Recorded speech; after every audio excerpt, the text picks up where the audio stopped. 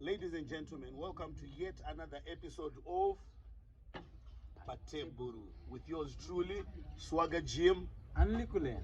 Right, German. What is it? Bora.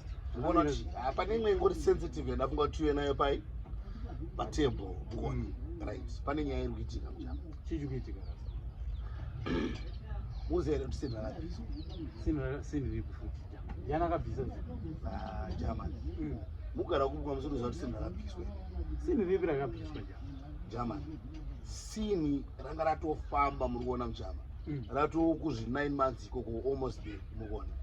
It was one day, Maxine is in the sin about sin. Sajama Muti topic and say abortion in him. Janano Bisa. It plus sin like 9 months, no physical say with Jama. Mugonot is no chance and is Pakatoro was seen her. Vanova Skin and Anam. Those are good to German. Ivan are cool, very like a wheel and a bit of sea. Motomori nature scene, which come on its YSAO. That was 9 months. Was a woman what is seen about the Canada German.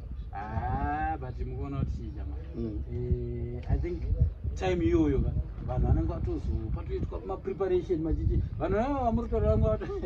That data to Gazira and Makoro to Antimogona. One Makoro to it. What I have to have a Koroko to Chayo Jama. My talking about Ripokas, but I was reported German. Because million points.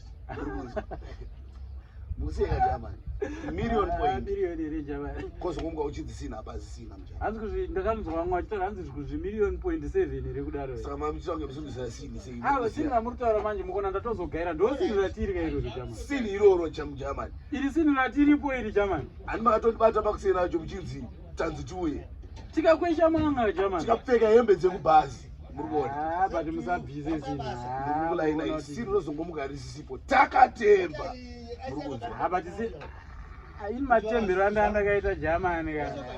Those Muga see Risipo Taka Temba German. Anyway, Mugonachi. Sinhi Rakabviswa. It's been good. To Tambaji, by next episode, Yeji, PaTable.